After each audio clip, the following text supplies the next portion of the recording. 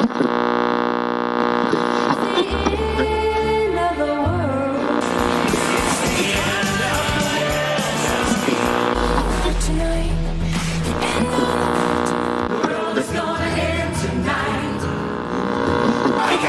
the world ends.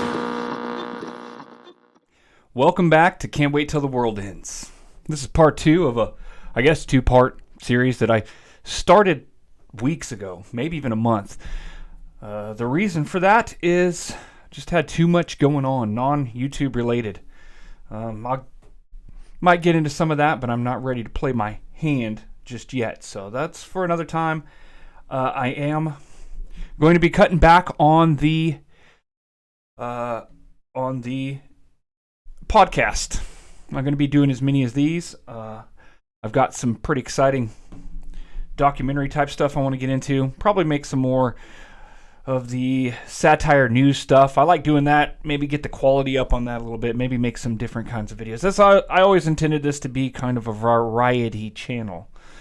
But I did want to go ahead and finish this one. I actually tried several times.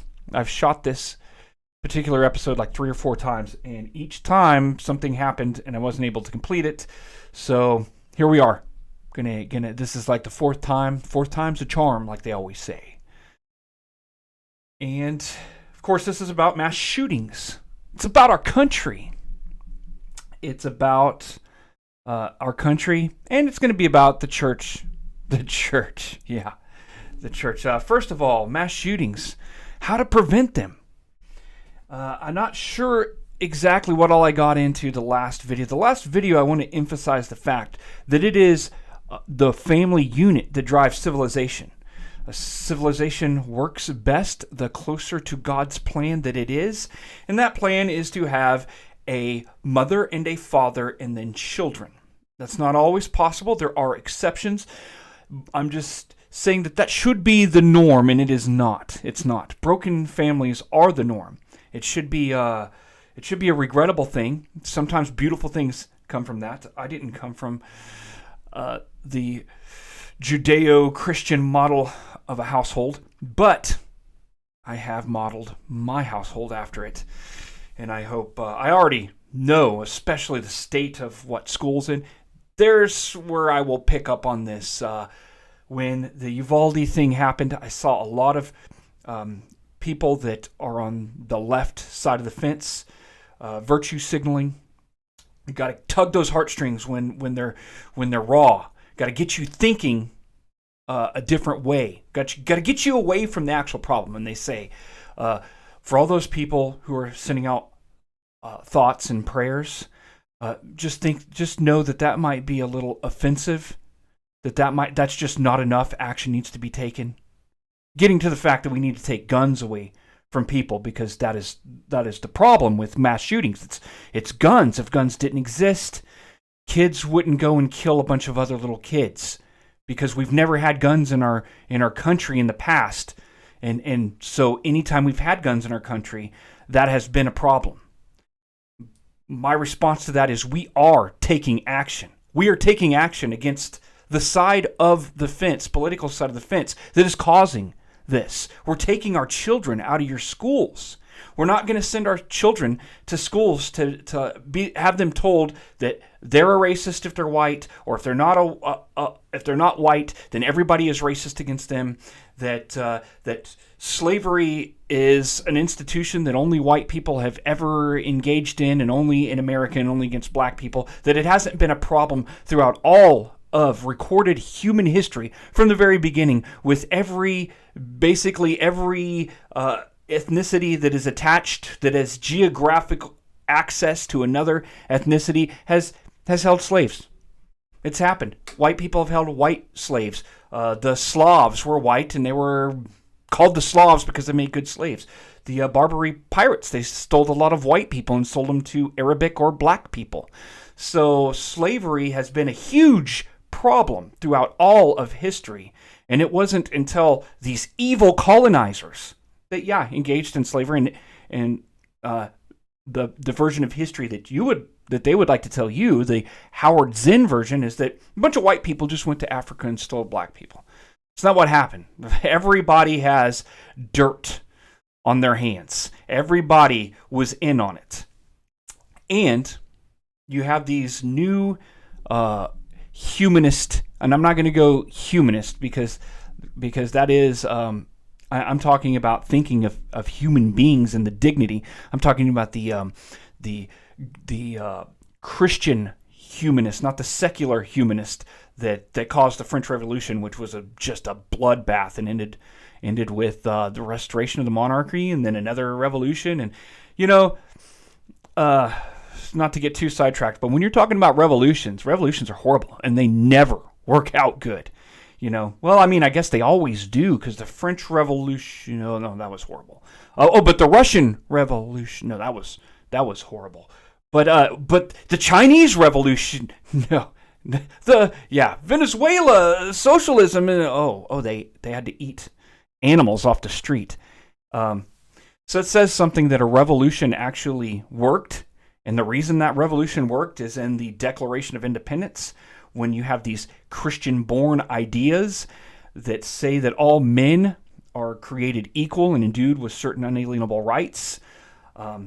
These rights were later codified into the Constitution that said that just by the virtue of being a human being, you are made in the image of God and are entitled to all the respect that is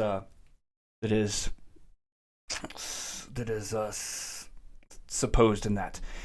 And America hasn't always held up to that. No, not from the beginning. From the beginning, people held slaves. Not all of the people who signed the Declaration of Independence, by the way. Not all the people who were involved in the first government continued to own slaves. There were a few that caught on back then. One of those people is George Washington. Yes, the evil, the person that's been. Now, there is a certain amount of history that is romanticized. Yeah, we're probably not getting the best picture when we watch, the old infographic cartoons stuff. Everybody is we're all talking about human people, but we are talking about giants with ideas that we should embrace today. Those ideas have been the thing that has made America great, and we have worked for hundreds of years to represent those ideas, to make up for our sins, to cut the evil out of our society. Halfway through our history, a bunch of Christian abolitionists got together and founded a political party to free the slaves, and ended up causing a civil war that over 600,000 people died. That was one step. The first step was this evil race of people that should be demonized, and no good thing could ever happen to them, and they have to pay for all the mistakes. Even now, even you. They started to make progress towards Christian ideas, which came from not white people. Judeo-Christian values were embraced by Europeans, but they were brought there from Middle Eastern people. Very, very racist history if you go back into it. And they want to demonize everything about your history. They want to say Columbus was a rapist and a warmonger and just abused the. Just let the man speak for himself. He had. In that time, he could have said, yeah, I went through and I killed everybody on the island and took all their stuff, and nobody would have really batted an eye about it. Nobody would have cared that much. Some people did that. But no, he had no reason to lie in his journals. But if you read his actual logs, he's a very Christian man. They cared about the local people. He wasn't there to take slaves. He actually said, this is a people, handsome people, that would make good subjects. Yeah, he wanted to bring them into civilization. That would make good subjects, and they should be met with love, and they're ripe. They already have the virtues of Christianity in a lot of these places. Not all of them. I mean, there's the Caribs, the Caribbeans named after them, and even the name cannibal comes from these people that tried to enslave and eat the other ones. Very evil people. And not all of history is just one barbarous person against a group of people against utopian society. If you look at the conquistadors, you look at the Mayan civilization, and think of the hell of killing tens of thousands of people, cutting their hearts out, enslaving them, killing them, murdering them for their religion, and the fact that they weren't alone in conquering. There's other people that were tired of that. These people shouldn't be in power, and yeah, a lot of very unfortunate things happen.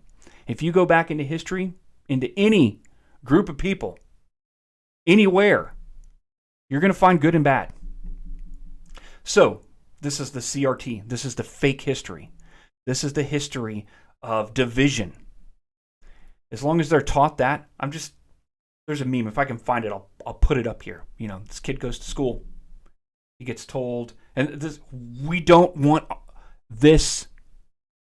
our kids to be taught this. This is not what's going to make healthy young children. If public school is so important to the future, they should be taught reading, writing, arithmetic. They shouldn't be taught extreme alternate versions of history or values that aren't Christian, because that's another thing. Our country is founded. We are one of the only 2 countries in the world to be founded on Judeo-Christian values, or founded on God. That's Israel and America. And America has a lot of correlations with Israel, and you can scoff at that all you want. 13 colonies. Israel had 13 colonies. The tribe of Joseph broke into Manasseh and Ephraim. 13 different states. They broke into a north and a south. Samaria, or Judah and Israel. And yeah. And maybe the correlations aren't done yet, because Israel was brought down by another country that popped up on the world stage and became the big guy. But that didn't last forever. God used Babylon and to punish Israel. He used Persia to restore Israel. So even if the Washington prophecy is true, and you should look into it, it would correlate with that. It also correlates a lot with the Kim Clement stuff, which I wasn't a big, didn't really think too much of that. Looked a lot like the NAR, which I don't think is a good thing. But a guy that I put a lot of stock in, brought me around to a lot of the Christian thinking the way I think now. Trey Smith puts a lot of stock in him, and man, when he said what I thought would determine he was a false prophet, that Roe versus Wade would be overturned, no chance whatsoever. But now I'm paying attention. Which brings me to the second thing. So now we got history, false history, teaching kids to either hate themselves or hate others. Either they are the enemy, or they are being exploited by the enemy. And then you have abortion. Life means nothing. Apparently, when you have a society that's okay with killing children in the woman's in the womb all the way up until partial birth, that's not going to be a healthy society. And all the arguments against abortion are very they're straw man arguments. They're the most extreme cases. You don't bring up the millions and millions of abortions that were just for convenience, but you bring up a 10-year-old that gets raped. So yeah, you can't use the most representative example to speak for abortion. You can't say, well, it was a lot more convenient. I mean, a lot of stars say that. I wouldn't have a career if I wouldn't have sacrificed my child. I mean, you could say that right now for your living children. If you have a child and you get rid of them, you'll probably have more money for yourself. You could be more successful if they could just let you, if you could just end it, But I guess if you don't see them, then there's less guilt.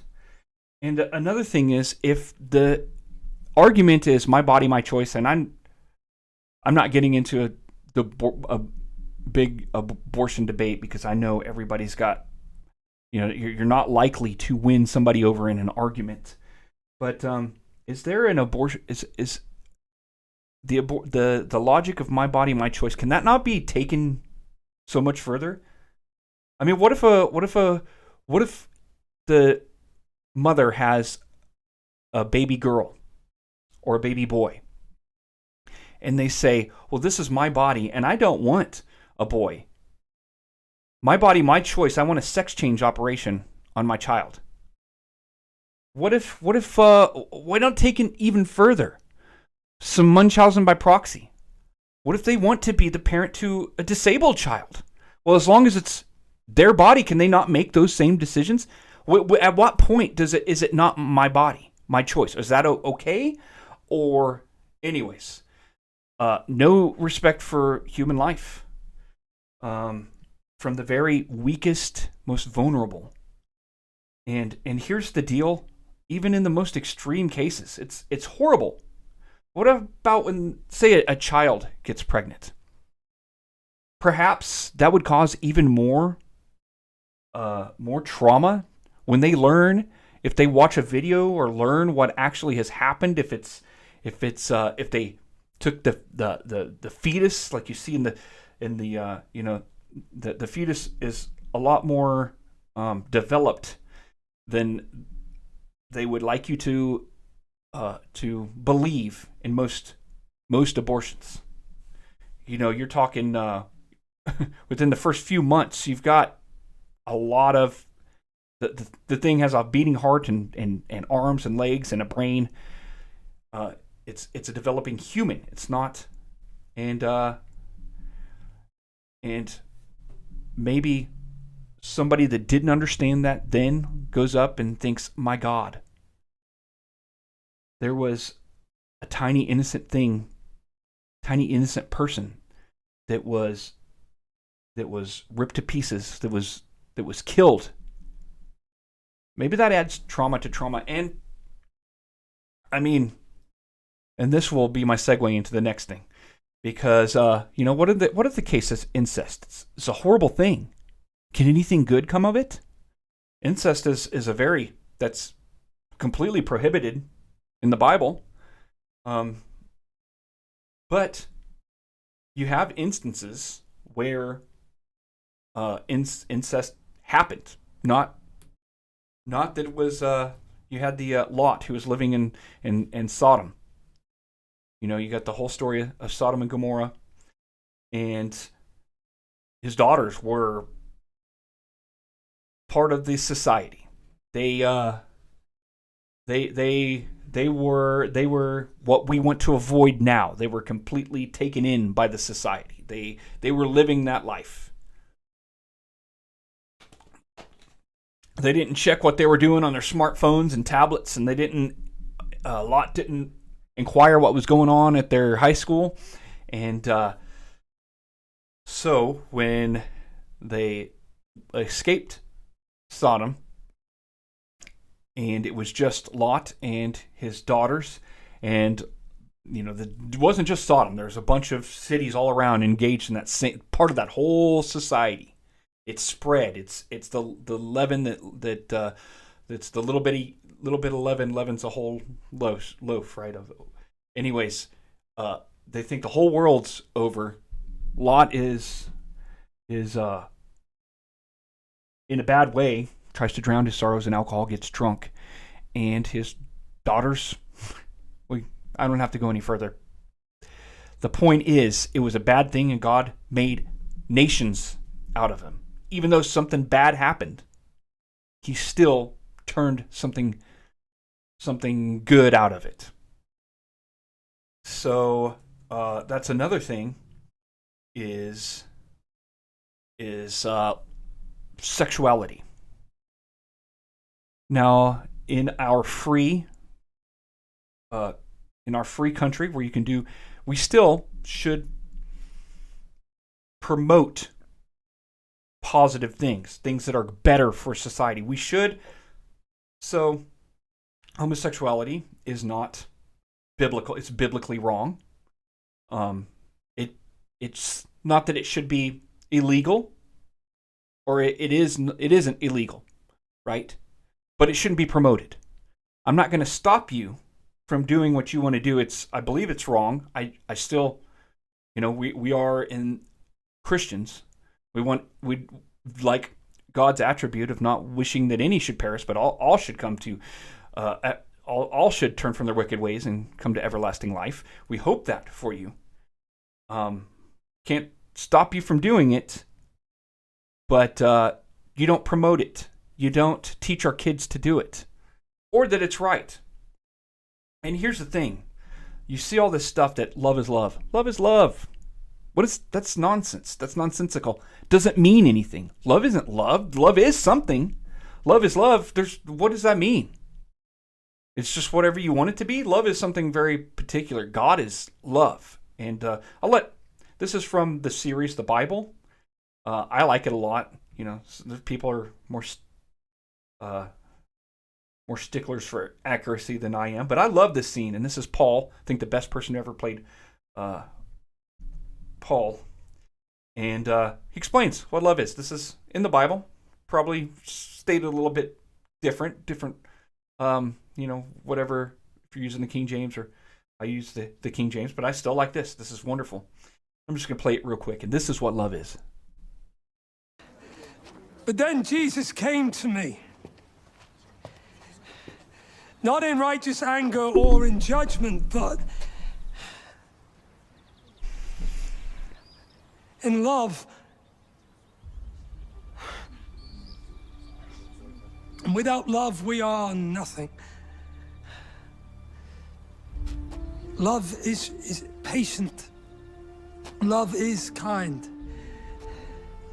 It is not jealous. It does not boast. It is not proud. Yeah. It keeps no records of wrongs. It rejoices with the truth. Something. It bears all things. It believes all things. It hopes all things. It endures all things. When everything else disappears, faith, hope, and love remain. But the greatest of these, love, is love. So that's what love is. Love is all those things. And you know what? Love between a man is fine. And a woman is fine. And it's wonderful. And the Bible even talks about love, David loving Jonathan more than he has love for a woman. And that doesn't mean they were gay. They certainly weren't. There's no reason to believe that. That's a New Age interpretation to justify ungodly living. But that is great. And men and women need to understand that. Because in our society, kids are taught, oh, well, I have a very strong feeling for this person of mine that's also a man or also a woman. Yes, and that's okay. But society says, well, you're gay and you want to have sex with them. That's wrong, and that shouldn't be promoted. And here's to take it even further. Here's another thing to think of. What if you deeply love a family member? You deeply love them. You have a very big attachment to them, and you love them. It's still wrong to add sex into that equation. It defiles it. And so you can go ahead. There's a reason why the whole movement is called Pride, which pride is one of the main things that cause sin. There's three things the Bible says cause sin. All sin pretty much comes from the lust of the flesh. That's your physical indulgences. The lust of the eyes. That's your hubris, your arrogance, your selfishness, your jealousy, all that stuff. And then the pride of life. And that's to do. Basically, to sum it up, is to be your own God. The original sin. The thing that Satan promised. You'll be like him. Did he really say you'll be like him, it'll be better? Did he really say you would die? Yes, actually, no, you weren't like him. You just brought disobedience into the universe, and it ruined everything, and Jesus came and fixed it. So then you got so there's three things, big things that I talked about: the teaching hate, basically, and racism. CRT is very, very racist, and all of Hollywood and popular culture, they revolve around these things. They push it hard. You've got the CRT. You've got the not the family unit being. But I do want to get into one more thing. I'm running out of time on here. That as long as you have these things, porous borders. We have a country, and you can't just say not having anything to keep anything from coming in and out of this country is racist. The reason so many people are overdosing on fentanyl is because of porous borders. It's coming in from China. The reason, if you don't like borders, then you are promoting drug trafficking, crime from drug lords. You're promoting sex trafficking, which is the most heinous thing that exists in our country, in my opinion. And that's because who keeps this industry going? It's not just they're bringing it over here. It's not just the criminals that are coming over here with it. There's people, this is a huge industry. There's probably people in churches keeping this going on. There's probably people in businesses and high positions in the government. You probably run into people who are keeping this industry going all the time. And it's easy. They just bring it over. Nothing to stop it. So as long as these things continue, you're not going to have a healthy country. And the only thing, and this is really why I wanted to get this out before, but then it happened, and it's great. And I don't see a lot of the left addressing it like they did with Rittenhouse. They tried to call him a murderer and everything. I'm not talking about the mainstream media. I'm talking about people that I like to keep a relationship with on social media, so I don't get too overly political, or I especially don't attack anybody's posts, because that's how you lose friends. And these are good people. I just don't think they think they. I don't think that they. I mean, they have a lot of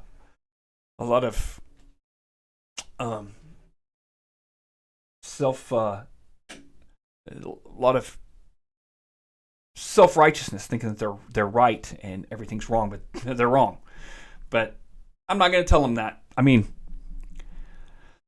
I am telling that now. If they want to watch it, they can. I'm inviting you into me to hear something. But I know how it would be received if I went to you, and that's unfortunate. But so as long as you have these things, and the only thing that's going to stop this, because if you look at all the shooters, they're not the picture of mental health. They like to paint them as alt-right. The sane man is the alt-right. The counterculture, wearing a suit and staying out of trouble. Embracing Christian theology, and so it's good guys with a gun. And we saw that happen. And we saw that a young man that is good with a gun stops bad people. If you are a good person, because of the state that all this stuff has let us get into, you can't just take the guns away. It'll just make you less safe. Make it easier for people to go and kill a bunch of people. Good people should put these people down the second they try to pull this. And they should know, I won't get any notoriety. I won't feel like God. I'll start this and immediately be taken out. And there you go. So the next time I put something on here, it'll probably be one of my satire things. So, check out the last ones. See if you like it. Give me some tips, some feedback. till later. Can't wait till the world ends.